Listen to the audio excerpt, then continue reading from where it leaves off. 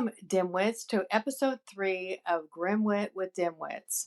We really appreciate all the listeners that have listened to episodes 1 and 2. It's very exciting. We greatly appreciate it. Yes, we do. My name is Blondie, and the little interrupter was T. That's me, the little interrupter, L-I all day. That would be her. This episode, we are doing Annabelle, which is about dolls. I find it a little ironic that July 17th, I believe, Barbie is coming out, the movie, all about dolls. It is interesting that the little dolls of our childhood are now actual people. I didn't even know about the movie till you just mentioned it. How in the world are they making a movie about dolls? Are these dolls like they've just come to life and all of a sudden she's driving the dream house around? No, she's not driving the dream house. Is Barbie played by Margot Robbie, and Ken is, oh my gosh, I just completely, Ryan Gosling. Okay. Yeah, and there is the dream house, and you mean the dream car. That's what I meant. You know what I meant. Correct me. You're very good at that. That is my life's goal, to correct T. I think that's a few people's life's goal. It's a full-time job. Yeah, I know. One that I don't get paid for. But then again, I always told my bosses, if I was perfect, you couldn't afford me. That's right. So they've had you for quite some time.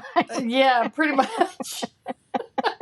So anyway, this episode is going to be about Annabelle, the lovely, scary, creepy doll that came about in, when did that come about? In 1970. 1970. Don't be trying to tell the story. Okay, don't jump ahead. I'm just saying. Would you like to tell this story too? Yes, I would. This is your introduction. Hi, everybody. We're glad to have everyone back and listening. We appreciate everybody being here. We really do. This has been a very nice surprise to see that we got some listeners and people that are coming back. So we appreciate you very much. Thank you very much. Yay, yay, yay. So, okay. Do we want to just dive right in? Get your grim on. Let the grim begin. Come on, Blondie. You know what? You can do that one, and I'll do the get the grim on. Hello, edit. I know, because that sounds nasty. I'm like, oh, get the grim on? Yeah. I don't know. Some people might be into that. It could get more listeners. All right. Okay, just do it. Just do it. Okay, here we go. This episode will be super bizarre right off the top for some people because dolls just creep them the hell out. I personally know a few people who legitimately do not like to be around dolls of any type. A human face on a toy can be very unsettling. You just giggled for no reason. Now, since this true story involves a Raggedy Ann of all things, let's dive into that history just a smidge. A smidge. You need to stop drinking wine before we record, okay? I'm fun. What the hell are you talking about? At least Lord. I can enunciate. Says you. You're going to have so much work to do on this episode. Okay. Oh, I'm leaving some of this in. Don't be no, you're not. No, you're not. I am. I have the power. The doll's creator, Johnny Gruelle, had a young daughter named Marcella. While playing, Marcella found a dusty old rag doll in the attic. The old doll had been made by Gruelle's mother, who had made it for his sister when they were children. So Gruelle took the doll, cleaned it up, drew a face on it, and named her Raggedy Ann. His daughter played with the doll so much that Gruelle figured that maybe other kids would like a doll like that too. Possibly some big-time cha-ching potential here. Now, that's what I call innovation with a Sharpie. That was a wicked laugh. Okay. So he patented the idea in 1915 and initially developed the character for books. The first Raggedy Ann book stories appeared in 1918. She was one of the most popular and endearing characters of the 20th century. From this book series, the Raggedy Ann dolls were created. There were a few slight variations with the doll over time. But I remember when I was a kid, Raggedy Ann was a soft rag doll with red yarn hair, black button eyes, and a red triangle sewn on patch for a nose. You could even see the little stitch marks around the nose patch for extra cuteness. So cute. Here's a little fun fact that I discovered. Another popular feature of the original Raggedy Ann doll was that each one had a candy heart. You know, like those chalky type Valentine little heart candies with words on them? Oh, the ones you always used to give me that say, "You're Oh, yes. mine." Oh, be my Valentine. Right. I love you. Okay, move on. Oh, yeah. Gruel would only use the ones that said, I love you, and then he would sew the candy heart into the chest of each doll. He added the hearts because it was part of her magic, according to Gruel. But that is going to sound so creepy after you hear this story. I have a question. Wouldn't those chalky hearts become disintegrated and attract like ants and things? Actually, that's not the ants part, but the disintegration part is exactly what happened. So, and this is not even in my notes, I just came across it. So, what he did later on was he put little wooden hearts in there because the candy did disintegrate over time. Yeah, I would imagine it would be like a little hot mess in there. Yeah, it was a little hot mess. So, he switched it from the candy hearts to little wooden hearts. Got it. Raggedy Ann usually wore a simple dress, a frilly white apron, bloomers, and some red and white horizontal striped stockings. She gave off some big-time Little House on the Prairie vibes, very sweet and innocent. This doll was super popular when I was a kid. My grandma was the yummiest person I ever knew, and one year for Christmas, she made me a Raggedy Ann doll from scratch. I love that doll so much. I really wish I still had her. That was definitely a thing. My mom made me a Raggedy Ann and Andy along with the Holly Hobby doll, which I still have. Oh, I think I've seen that in your guest room. Yeah, it's got a little brown hat. It is so cute. Absolutely adorable. And you'll have it forever. True. So when the Annabelle movie came out in 2014 and was labeled as a supernatural horror film about a possessed doll, I had already been chuckied to death and was completely uninterested in seeing another of these cheesy killer doll movies. Okay, seriously? Cheesy and Chucky? Like Chuck E. Cheese? I didn't even do it on purpose. You go, girl. Okay, so I didn't want to see those movies because they're so dumb, right? But what I didn't know and never even thought to look into, because it never crossed my mind, was if there was any truth to these horror films, because that seems ridiculous. So there's no way dolls can come to life, right? Or can they? No, they cannot. I'm saying it now just for my own sanity. Standing her ground. That's right. I have since learned that Child's Play, starring the homicidal little Chucky doll character, is obviously a fictional movie, but was actually based on a real cursed doll named Robert that originated in 1906. And that's why I never saw any Chucky movies and probably never will. I probably will never even go to Chuck E. Cheese again. You and I are definitely going to have a Chucky weekend and just get them all over with. I'll send you a doll of myself and you can watch it with the doll.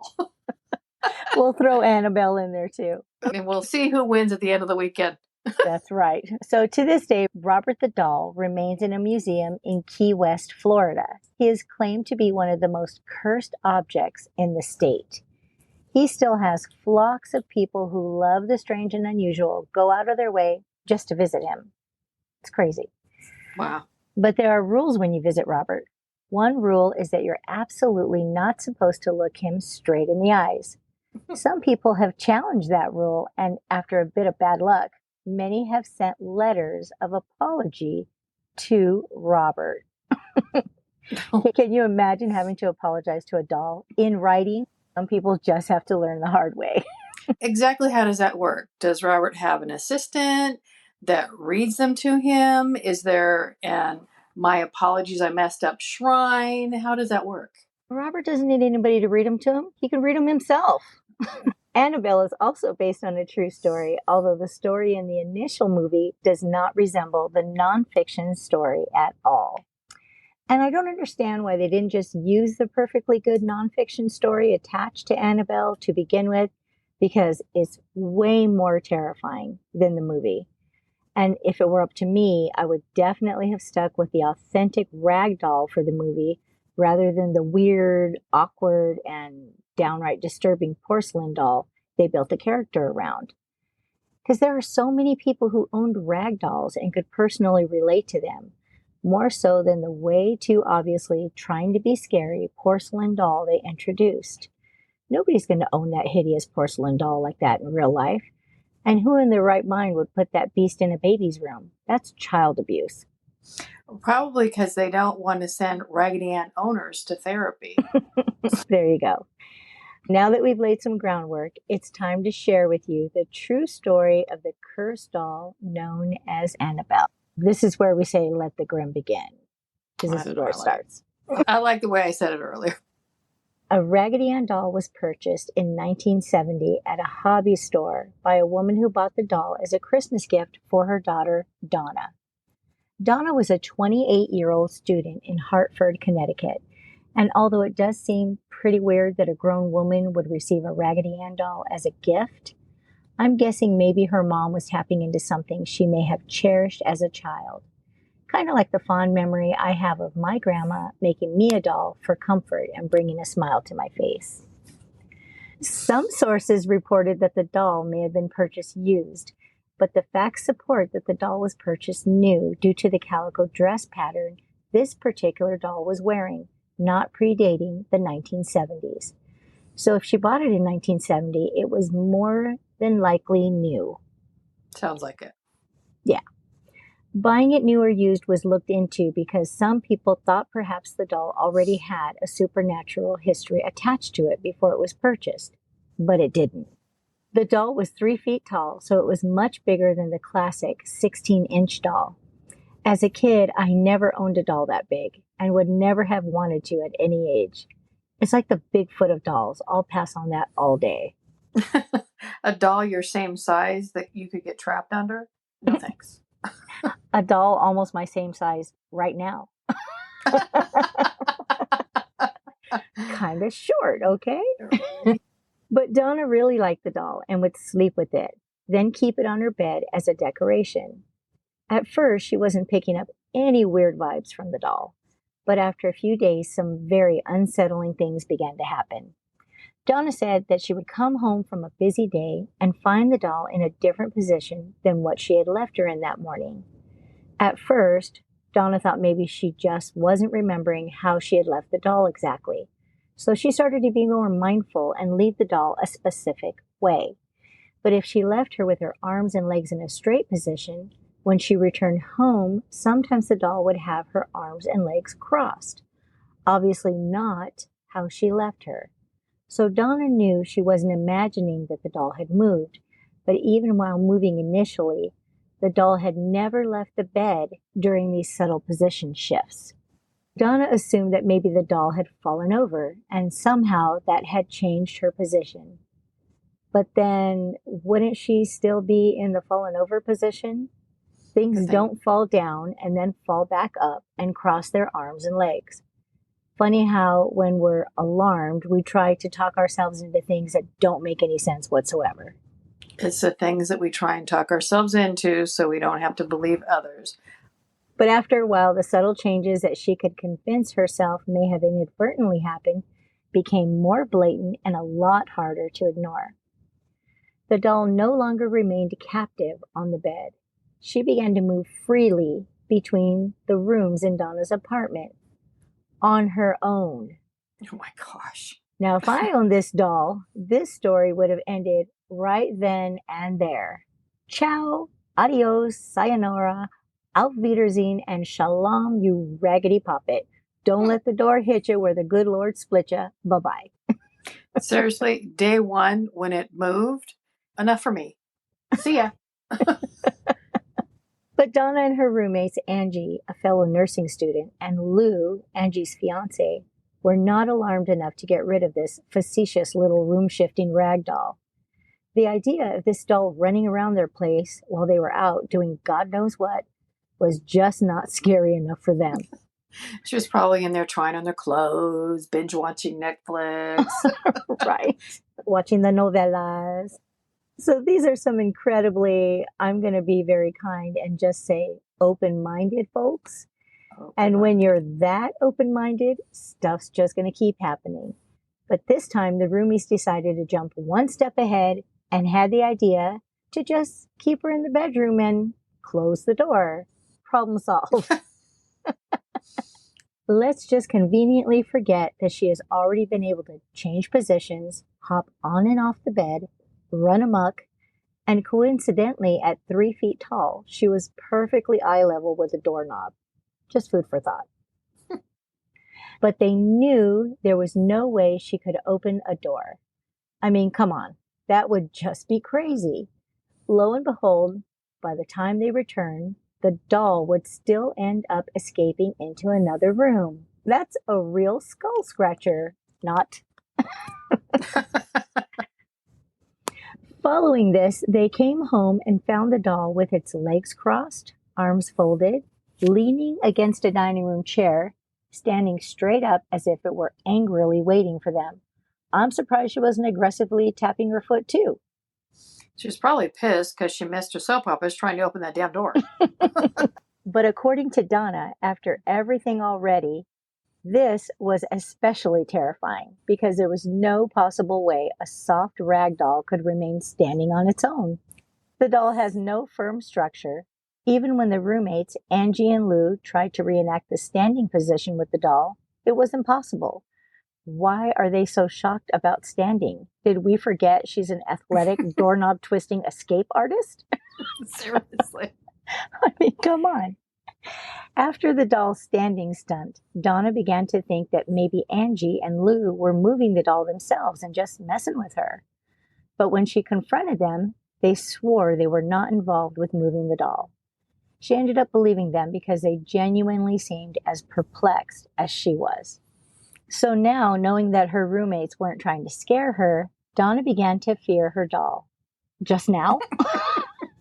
Just now occurred to her. But apparently not enough to actually get rid of it. Since it had been a gift to her from her mom, she felt like she needed to respect that and hold on to it. I think if she had told her mom would have told her to torch it. But Donna became a bit more proactive and started placing the dolls outside of her bedroom while she slept because she was too scared to sleep with it now. Obviously, the doll had a tiny issue with authority and never stayed where she was supposed to. When she was left anywhere else, she would make her way back into Donna's bedroom, even if the door was shut and locked. The doll continued posing herself as if she were alive. Donna even found her kneeling on a chair and another time pivoting on one leg. Apparently, she's a very artistic menace. I don't know. It sounds like she's given Donna the old Dolly Bird. So if all of this unexplainable moving around wasn't enough, and apparently it wasn't for these crazy kids, the girl started finding cryptic notes strewn around the apartment on a daily basis. The eerie notes were written on parchment paper in very childlike writing. And to add to the confusion, the girls didn't even own parchment paper. So they looked everywhere in the apartment trying to find some and figure out where it was coming from, but none was ever found. It just mysteriously showed up. Notes said, "Help me, help us." And one even said, "Help Lou." And they just continued to show up day after day. Wonder what the helping was all about. Sounds like Annabelle was helping herself. It was a premonition. She wasn't so helpless, though. That's weird. After trying to figure out how this could be happening, they thought maybe someone was entering their home while they were out and trying to get a rise out of them by leaving cryptic little notes and moving the doll around. That's a pretty solid commitment to breaking and entering every single day just for a giggle. And are they at the windows peering in? So what's more creepier? So they decided to set a trap for this potential prankster. One morning before leaving for the day, they put tape all around the door frame and a thick rug behind the door. If the door was opened or moved, they would be able to tell if it had been disturbed. But when they returned home, neither the tape nor the rug had been moved while they were away. So they knew for sure that nobody had entered their apartment. But still, the doll had moved and the bizarre childlike notes kept coming. What I want to know is if there was only one way in and out, how in the heck were they able to set the trap and not disturb the tape and rug themselves?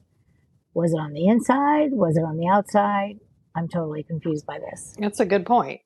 Did they crawl through a window? Well, how did they set it and leave? It didn't make any sense. That doesn't make sense. After some time had passed, the three roomies began to truly believe that the only way these peculiar events could possibly be happening was through the doll. Yes, it definitely didn't make sense and seemed outrageous, but once they acknowledged it, even more mind-blowing things started happening. Well, like you said, there is an open-mindedness. But in my world, that's serious denial. I think you're absolutely right about that. One evening, all three roommates witnessed a decorative statue levitate on its own. After a moment in the air, it then violently smashed to the floor. Following that incident, which was right around Christmas time, a piece of chocolate materialized out of thin air and landed on top of the stereo. I have to admit, I wouldn't be mad about that one so much. Get that little after-dinner sweet tooth and voila, chocolate kisses just fall from the sky. And if it's ghost chocolate, maybe the calories have departed as well. That is completely wishful thinking. A little chocolate rain wouldn't hurt anybody. A few days later, Donna decided to sit the doll at the breakfast table. She joked that she was going to start eating breakfast with them. She brought the doll to the table 2 more times, and on the 3rd time, after being seated, the doll raised its arms up and then set them on the table. The ladies were genuinely spooked. You think? It's very perplexing in how open-minded these people are. You know, she can move around. She obviously can move her legs. She stands, she sits, she runs, but her arms freaked you out. So it's kind of bizarre. Apparently that's what it takes. Exactly. On another occasion, Donna came home and nearly screamed when she found the doll on her bed because she saw blood smeared on the back of the doll's hands and 3 drops of blood on the doll's chest. Oh, no. There was no explanation as to how blood could have gotten on her, or worse yet, whose blood it could have been. Nobody could figure out where the blood could have come from. Again, bye-bye. See you later. But still, they were not ready to resolve all their problems by just getting rid of the super sketchy and now bloody doll. Some sources stated that the trio found all these kooky events kind of fun and weirdly exciting, more interesting than scary. I have no words if there's any truth to that. No words. Exactly how boring were their lives pre-doll? I'll take boring over that any day. All day I'll take boring. Yes, please. And you're right. If this was their only form of entertainment, they need to get a life. Right. After sharing some of these strange occurrences with a coworker, the girls decided that they should seek out somebody who could help them with the supernatural. They were starting to fear that perhaps the doll was haunted. Their coworker knew a medium who could help them, so they contacted the medium and brought her over to conduct a seance to try to connect to the spirit. During the seance, the medium revealed that there was a spirit that had taken over the doll. She was a little girl of about 7 years old when she died. The young girl's name was Annabelle Higgins, and she had been killed in a car crash near their apartment. The little girl spirit told the medium that she really liked Donna and Angie and never meant to scare them. She sensed their kindness and she was lonely, so she inhabited the doll to be near them.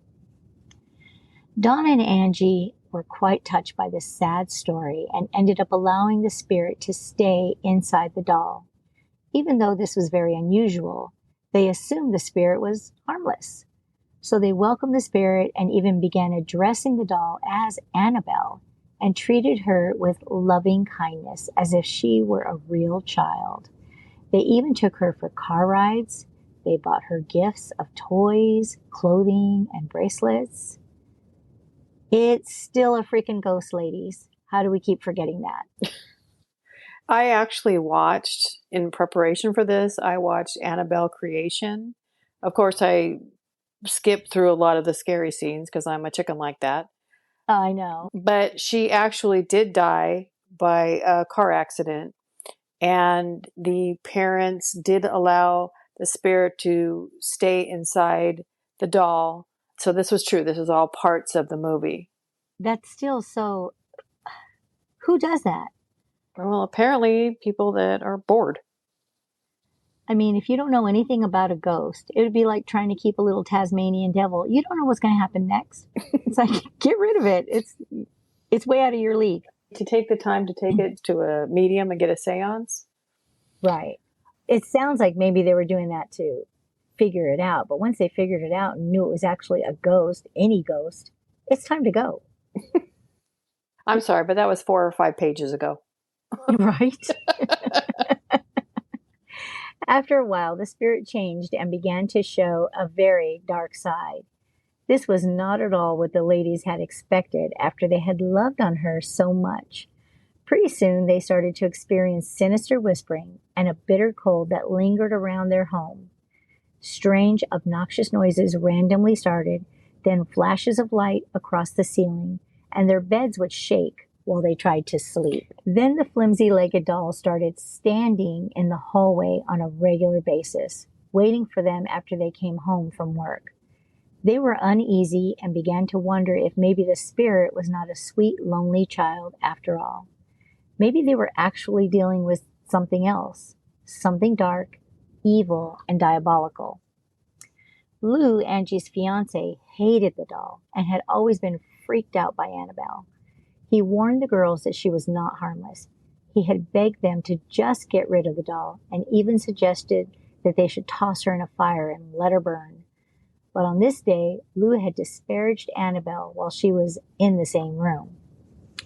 So that very night, while Lou slept, he was awakened by movement on his bed. He looked down toward the foot of the bed and was shocked to see Annabelle slowly creeping up his body. He tried to jump up, but his arms and legs couldn't move. Something was holding him down. Annabelle slowly crawled up to his chest. Lou was terrified and he closed his eyes. Unable to defend himself, she put her hands to his neck and started to strangle him. He lost consciousness, and when he woke up the following morning, he thought maybe it had all just been a dream, or perhaps an ominous message for his harsh words to put an end to her. But when he looked in the mirror, he had red marks all across his neck. I just want to know, why is he still living in the apartment as long as the doll's around? Why are any of them still in that apartment? Shortly after this incident, Lou and Angie had been at the apartment checking out maps for a vacation that they were planning to take. They heard strange sounds coming from Donna's bedroom. Lou went in to investigate, but first waited for the noise to stop. When it was silent, he opened the door to Donna's bedroom, turned on the light, and went inside. He saw nothing. He then checked under the bed and in the closet, still nothing. Then he saw Annabelle lying on the floor in the corner. When he went to pick her up, he felt like someone was right behind him. So he spun around, swung into the air, but nobody was there. In frustration with all the crazy things that have happened since the doll arrived, he grabbed Annabelle, picked her up, shook her, and shouted, "You're nothing but a rag doll. You couldn't hurt anyone." He then violently threw the doll across the room. Didn't he learn anything from the whole bed crawling, strangling thing? I guess not. Then all of a sudden, he felt a sharp, burning pain in his chest. The pain was so intense that he crumpled to the floor. He grabbed his chest as it started to bleed. It took him a moment, but when he was able to stand up, he removed his bloody shirt and discovered 7 claw-like slashes across his chest. There were 4 horizontal and 3 vertical, bloody and oozing lacerations, and they felt like they were on fire. Then a large chair slid across the room and slammed into the wall, knocking down all the picture frames. Loud pounding sounds started coming from every direction. It was total chaos. He ran from the room. Strangely, the deep scratches completely healed in just 2 days with no scarring. Maybe the demon was just trying to doodle on Lou. Hashtag naughty demon. Then he throws up some horn fingers and he's out. Ciao, baby. I guess he was planning for the social media in the future. There's his hashtags. He's ready to go. He's ready to go. Following this attack on Lou, there was a whole new perspective to this dreadful situation. They finally figured out, after all these threatening events, something was terribly wrong. Oh, Right? I am a little disappointed in their lack of patience and understanding. They're just going to jump to conclusions and think the worst. the whole thing is crazy, but I've really been wondering, how long did all of this go on? Was there any information on the time frame of how long she had the doll? Obviously, she got it for Christmas, but after that? I did a lot of research, and actually I heard that through various sources that she had gotten the doll for Christmas, according to Ed Warren. So that's where I got my information from, because I was in an interview with Ed, and I figure if anyone's going to know, he's going to know. And we'll tell you about Ed as we go into the next paragraph.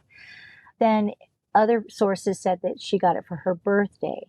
So if she got it for her birthday, I don't know the time frame. If she got it for Christmas, they actually talk about episodes happening the next Christmas, obviously with the chocolate. So I would guess it would be about a year. But Okay. that's a just long me time. trying to put the puzzle together. Yeah, I don't know any of that for sure. Thank you for that. I was wondering whether it had been like a few weeks or a few days, or, now you're looking, could be possibly a year. Yeah, if Ed's right, and then they're actually celebrating Christmas down the road, it's obviously about a year. But that just depends on who's correct with the sources. They finally reached out, to a local Catholic church and asked Father Nolan if he could come and help them. But after getting the story, the priest ended up leading them to Ed and Lorraine Warren. Now I'll tell you about Ed. Ed Warren is a self-proclaimed demonologist, and Lorraine is a clairvoyant. The Warrens are ghost hunters and paranormal researchers. They're associated with prominent alleged haunting cases. They founded the New England Society for Psychic Research, NESPR, back in 1952. So for 40 plus years, they've made a living helping people with everything supernatural and claim to have aided in over 10,000 hauntings and demonic possessions. Now that's open-minded and patience. Exactly.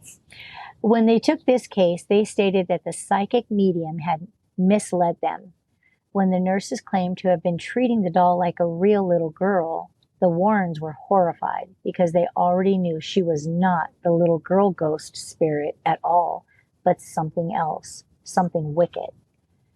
Ed stated that, this is a quote, "God does not allow the spirit of a little child to go into a doll.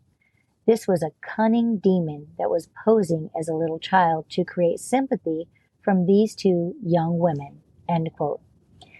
And more concerning, demons are not interested in being attached to objects or places. They want a living person to possess. That's the ultimate goal. This demon was just waiting for the opportunity to move from the doll to a living host to create as much chaos, pain, and fear as possible.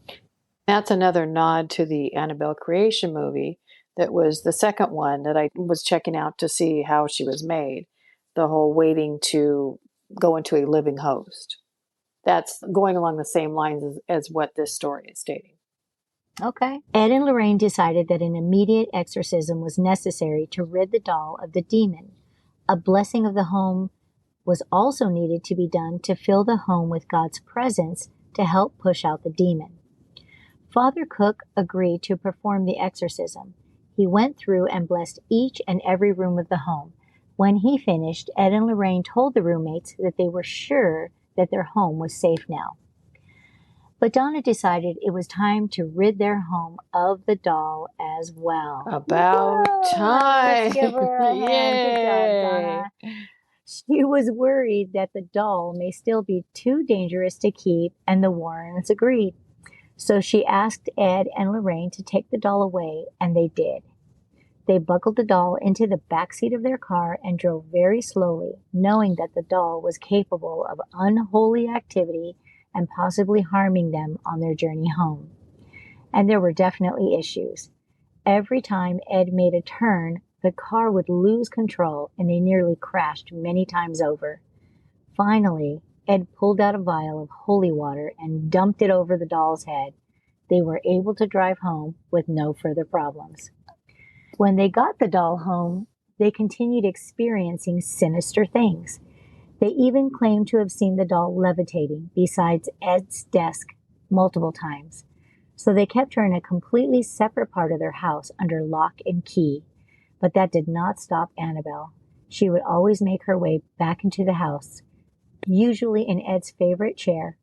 While she sat in Ed's chair, there were times that a black cat would just materialize and sit beside Annabelle, then just as quickly dematerialize from the head down. Even priests were targeted by the doll. One day, one of their priest friends, Father Bradford, took them for a ride in his brand new car. When they returned, he asked if he could see the doll.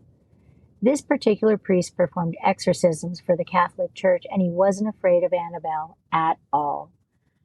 The priest found the doll sitting in Ed's chair. He picked her up and said, "You're just a rag doll, Annabelle. You can't hurt anyone." He then threw the doll and shouted, "God is more powerful than the devil." Ed was frightened for the priest, worried that he may have pissed off the demon. He told the priest, "Yes, Father, God is more powerful than a million devils, but you are not." What is it with everybody throwing this doll? And why are they even talking to it if they don't think it's real? Why even bother? Exactly. I mean, they're just affirming the doll, which is dumb.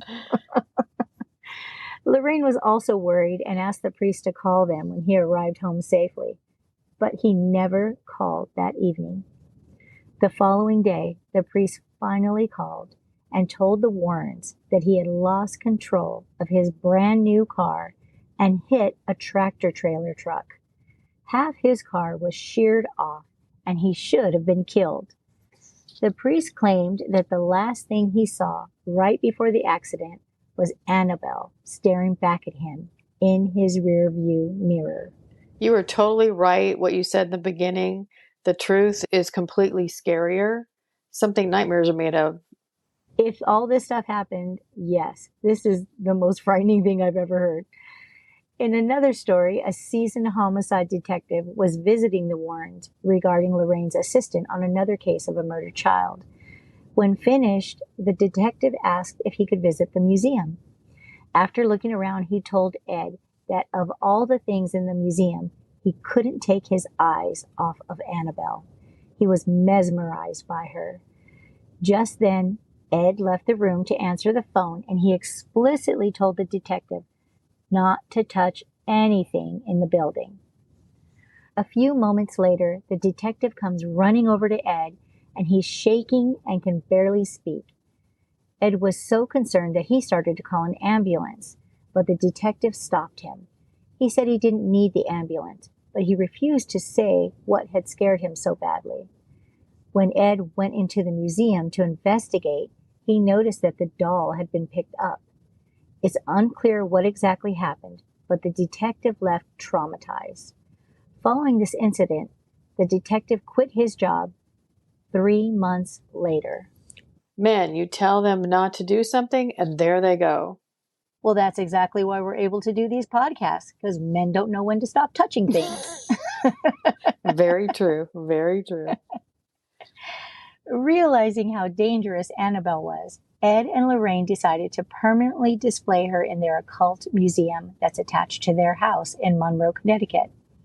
They couldn't just leave her out, so they had a special case built for her. The case was made of glass with a wooden top and bottom. The wood was infused with holy water, and two prayers are carved into the wood: the Lord's Prayer and St. Michael's Prayer, which ends, "By the power of God, cast into hell Satan and all evil spirits who prowl about the world, seeking the ruin of souls." I'm having a hard time that this museum is attached to their house. I know. I thought the very same thing. They must have been very good at what they do. Just a little scary for me. Then they locked Annabelle in the case and placed a sign that reads, "Warning, positively do not open." They also surrounded the case with holy objects and crucifixes. All of the objects within the museum are blessed by a priest once a week and were never destroyed for fear that they could release the demonic energy inside. People have come from all over the world to visit the museum and get a look at Annabelle. It's been said that the Annabelle doll is the most dangerous and powerful object they keep in their museum. And even with all the safety measures they installed, they still could not completely control the powerful demon within the doll.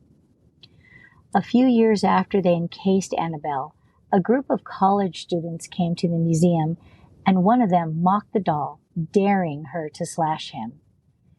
This infuriated Ed, and he threw him out and his girlfriend.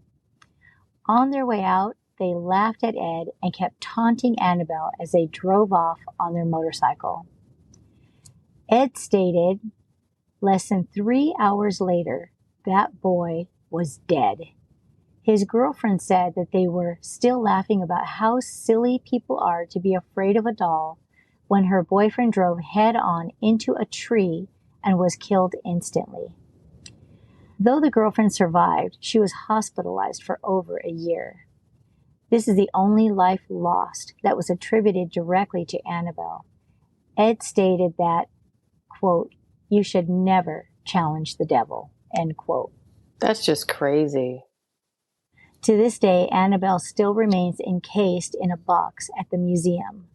Lorraine was quoted as saying, "Being in the box did not diminish Annabelle's power. She still moves around and sometimes even growls at visitors." Okay, no, I'm not. You're not what?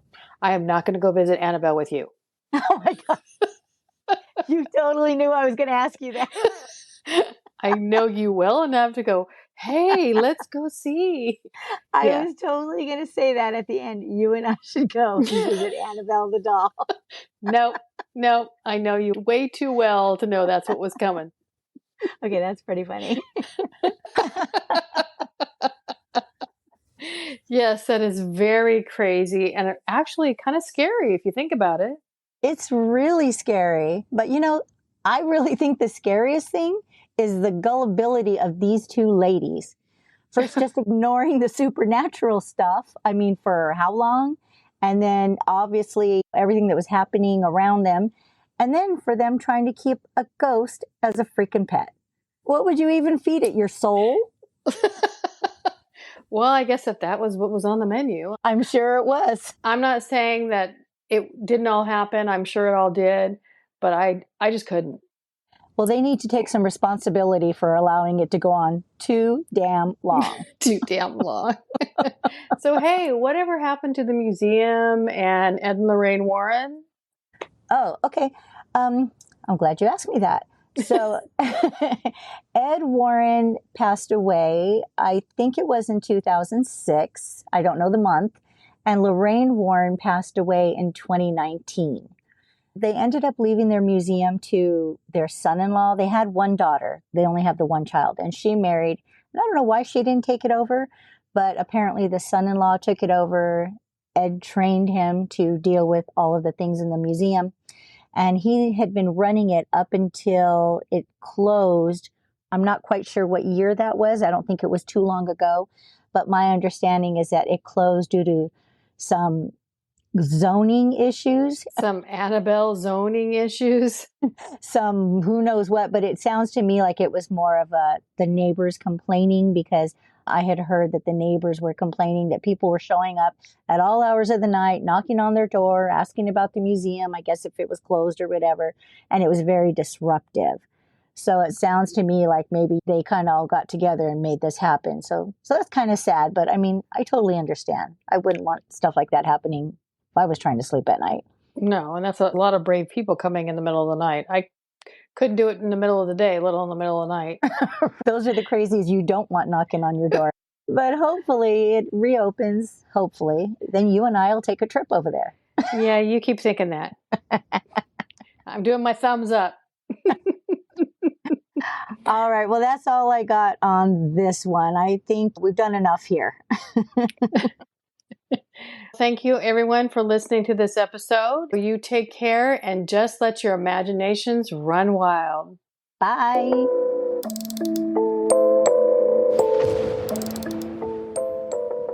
We just want to thank you all for sharing your time with us.